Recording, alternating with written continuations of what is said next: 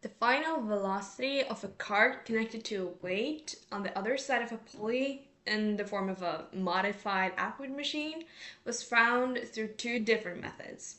One, kinematic equations, where acceleration was calculated with the obtained time, and two, conservation of energy. Friction was not taken into account for either method, and values of 0.59 plus minus 0.01 meters per second and 0.58 plus minus 0.01 meters per second, respectively, were obtained. The values were more similar than expected, and the experiment should be conducted again to obtain a more accurate basis of data.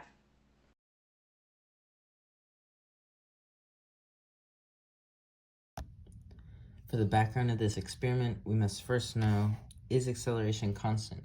And the answer is yes, because for objects near the surface of the Earth, acceleration due to gravity is constant, which means we can use our kinematic equations. Also, we must know the law of conservation of energy, which states that in a system, the total energy must remain constant.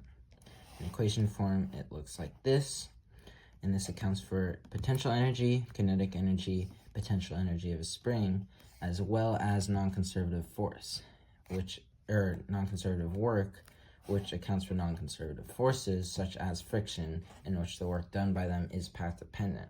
However, for this experiment, we are not taking into account non-conservative forces or work.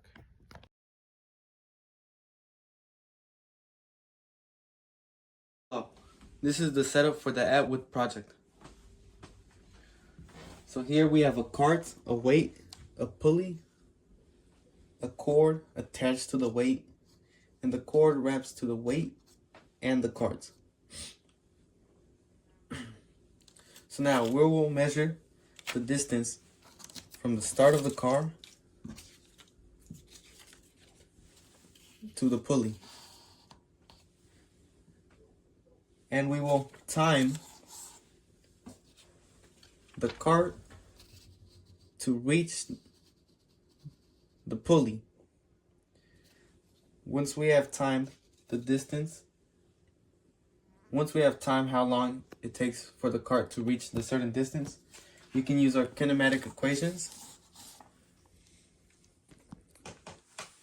We can use our kinematic equations to solve for its acceleration when it has displaced certain distance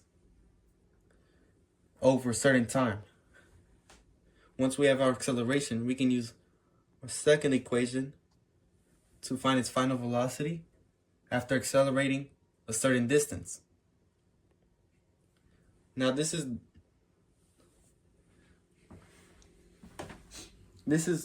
the first way we can solve the final velocity of the cart. Another way is without time, yet we still use distance. Since this weight is free falling and it's pulling the cart towards the pulley, we can measure how gravity pulls the weight downwards and covers this distance. The starting velocity of the weight is different from the ending velocity of the weight because throughout the change in position, it was accelerating. Now we can find the final velocity by knowing how much it has accelerated over a certain change in position. This is the second method to solve for the cart's final velocity in the Atwood project. In this experiment, two different methods were used. The first one was kinematics method. We used kinematics equation number 3 to calculate the acceleration. We knew variables such as delta x, time, which was averaged using this data. We used 5 different trials and then calculated the average time and the initial velocity, which was 0 meters per second. Knowing all these variables, we calculated acceleration, which was 0.34 plus or minus 0.01 meters per second squared. And after that, using kinematics equation number 4, we calculated the final velocity. It was 0.59 plus or minus 0.01 meters per second. Okay, so in this second method, we know that all potential energy right now is in mass 1, since it's lifted above the ground and it has a height of h. Once it's released, it's gonna drop because of gravity, and all potential energy will convert into kinetic energy of these two masses. So using all the variables that we know, such as mass 2, which is 1.42 kilograms, mass 1, which is 0.05 kilograms, and h, the height, which is 0.51 plus or minus 0.01 meters, we can calculate the final velocity using this equation. And the final velocity was calculated to be 0.58 plus or minus 0.01 meters per second.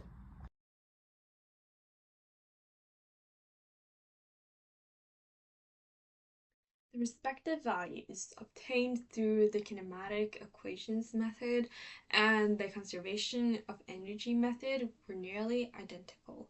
0.59 plus minus 0.01 meters per second through the former method, and 0.58 plus minus 0.01 meters per second for the latter.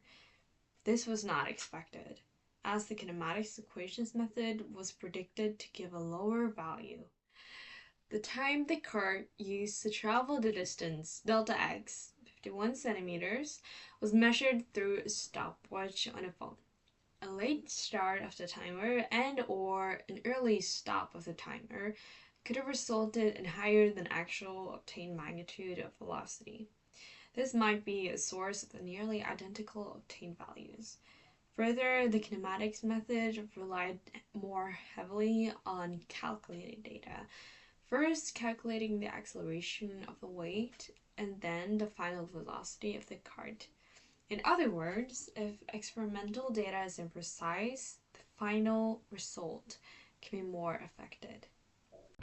Friction was not taken into account in this experiment, so the final results were not so realistic. In conservation of energy method, the gravity was assumed to be 9.81 meters per second squared. However, that is g without air resistance, and it is not the actual acceleration that the weight was experiencing. Had the friction been taken into account, the final velocity obtained would have been lower, as the object was experiencing non-conservative forces as well. The experimental data for conservation of energy method were height and mass, with an assumed gravity of 9.81 meters per second squared. Uncertainties from a meter stick and a scale were presented, but in this experiment they're less uncertain than the time taken from a stopwatch. Therefore, in an ideal no friction world, the conservation of energy method would have been more precise.